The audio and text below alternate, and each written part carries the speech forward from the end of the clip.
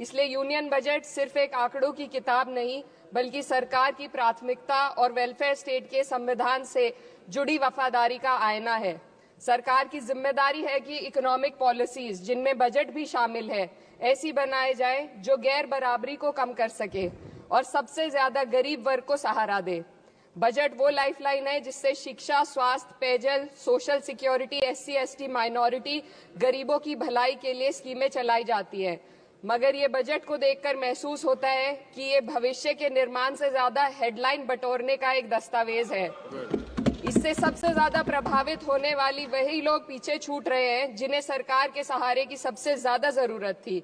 वो किसान जो बढ़ती लागत से परेशान हैं, वो नौजवान जो बेरोजगारी का सामना कर रहे हैं, और वो औरतें जो निजामती रुकावटों से जूझ रही हैं, और वो गरीब जो महंगाई के बोझ के तले दबे हुए हैं।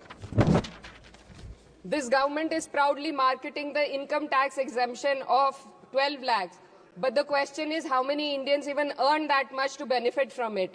Only 2.2% of Indian population pays direct taxes, whereas no relief has been given in regards to indirect taxes, the burden of which falls on everyone, especially the poor and weaker section of the society. This clearly shows that this is not an inclusive budget. GST की ऊंची दरों ने आम आदमी की कमर तोड़ दी है। जरूरत इस बात की है कि खाद्य सामग्री, दवा, स्कूल की किताबें और जरूरत की चीजों पर टैक्स कम किया जाए। पेट्रोल, डीजल पर टैक्स कम करने की कोई कोशिश नहीं हुई, जिसका सीधा असर हर नागरिक पर पड़ता है।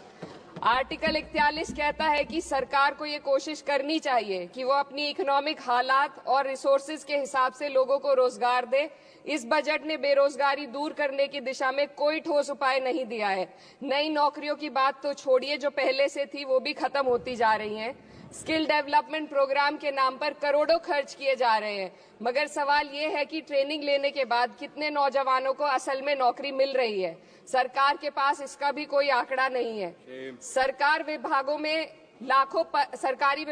लाखों पद खाली हैं, मगर भर्ती का कोई प्लान नहीं है। आर्टिकल 45, जिसके द्वारा सरकार की जिम्मेदारी है कि हर बच्चे को 6 साल की उम्र तक फ्री और जरूरी तालीम मिले ताकि उनका बुनियादी तालीमी डेवलपमेंट सही से हो सके, जिसको संसद ने शिक्षा का अधिकार अधिनियम बनाकर और भी मजबूती दी थी, परंतु इसकी जमीनी हालत क्या है वो किसी से छुपी नहीं है। नगरीय क्षेत्रों में सरकारी स्कूलों में शिक्षक न होने की वजह से स्कूल बंद हो रहे हैं तथा दूरस्थ ग्रामीण क्षेत्र के स्कूलों में टीचर ही नहीं पहुंच पा रहे हैं। सरकार कह रही है कि डिजिटल इंडिया और एआई से तालीम का इंतजाम होगा, मगर जरा जमीन पर देखिए, उत्तर प्रदेश में सिर्फ 22% सरकारी स्कूलों में कंप्यूटर है। मेरे संसदीय क्षेत्र कैराना में कई सरकारी स्कूल शिक्षक न होने की वजह से बंद हैं और मदरसा एजुकेशन के बजट में 57% की कटौती कर दी गई है। क्या यही सबका साथ सबका विकास है? इसी तर्ज पर अस्पताल हैं जहां पर डॉक्टर नहीं है। आर्टिकल 47 अच्छी सेहत और जिंदगी के स्टैंडर्ड को बेहतर बनाने की आवश्यकता पर जोर देता है। राज्य की जिम्मेदारी है कि लोगों की सेहत और उनके वेलबींग को बेहतर करने के लिए जरूरी कदम उठाए, लेकिन हकीकत यह है कि इस बजट का सिर्फ 2% ही आम जनता तक पहुंच पाता है। शामली जिले में 84 डॉक्टर की पोस्ट स्वीकृत है, मगर सिर्फ 29 डॉक्टर काम कर रहे हैं और गायनोकोलॉजिस्ट मात्र 1 है। दवाइयों की कीमतें बढ़ती जा रही हैं, मगर गरीबों के लिए कोई राहत नहीं है। सरकार ने महिलाओं के लिए बजट बढ़ाने का दावा किया, मगर 81% इसका बजट सिर्फ पोषण योजनाओं में डाला गया है। महिलाओं के रोजगार, उनके इकोनॉमिक इंडिपेंडेंस और सुरक्षा के लिए कोई ठोस योजना नहीं बनाई है। बेटी बचाओ बेटी पढ़ाओ का बजट घटा दिया गया, जिससे साफ है कि ये सिर्फ नारेबाजी थी और कुछ नहीं। किसानों की बदहाली हम सबके सामने है, लगातार चलती आ रही है। 2016 में कहा गया था कि 2022 तक किसानों की आमदनी दोगुनी होगी, मगर 2025 आ गया और एमएसपी पर कोई ठोस गारंटी आज भी दी नहीं गई है। गन्ना किसानों का बकाया अब तक नहीं मिल पा रहा है, और तो और उत्तर प्रदेश में अभी तक गन्ना मूल्य भी तय नहीं किया गया है। डीएपी, यूरिया और खाद की कमी से परेशान किसान आज भी सड़क पर प्रदर्शन कर रहे हैं। मजदूरों के लिए जो सबसे बड़ी योजना मनरेगा थी, सरकार कहती है कि मनरेगा ग्रामीण भारत की रीढ़ है, मगर बजट में कोई भी बढ़ोतरी नहीं मिलना बहुत शर्मसार है। औसतन 44 दिन का ही रोजगार मिल रहा है, जबकि स्कीम 100 दिन की गारंटी की होती है।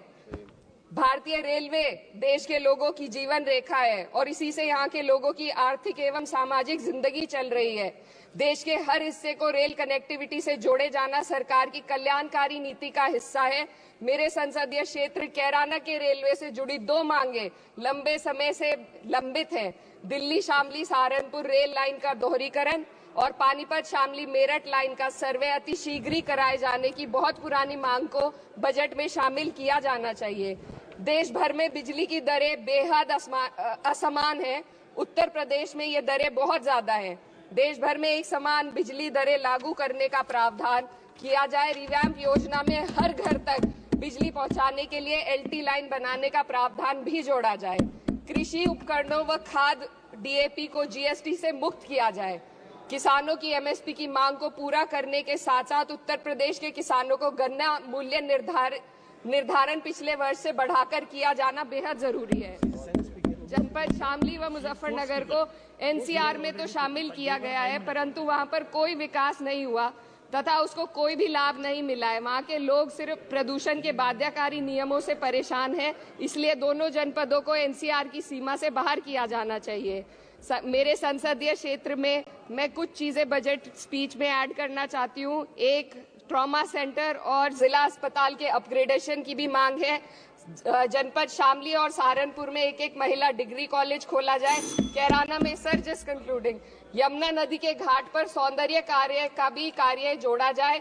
जनपद शामली में टेक्सटाइल पार्क की स्थापना की जाए और जो संसद निधि है सांसदों को केवल 5 करोड़ रुपए दिए जाते हैं और एमएलए उत्तर प्रदेश के एमएलए को भी 5 करोड़ दिए जाते हैं। हमारी मांग है या तो इसे बढ़ाकर 25 करोड़ किया जाए या फिर सिरे से खारिज किया जाए। The union budget was an opportunity to address the pressing. Sir, just 1 minute. Please, 2 more speakers are in your party. Sir, just pressing concern of India's citizen, rising unemployment, soaring inflation, crumbling public services, and deepening rural distress.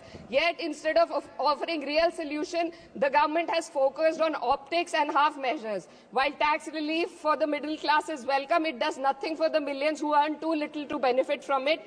Education remains underfunded, rural employment stagnates, and farmers continue to struggle without meaningful support. The delays in conducting the census and caste census further exposes the government's disregard for data-driven policy making and social justice.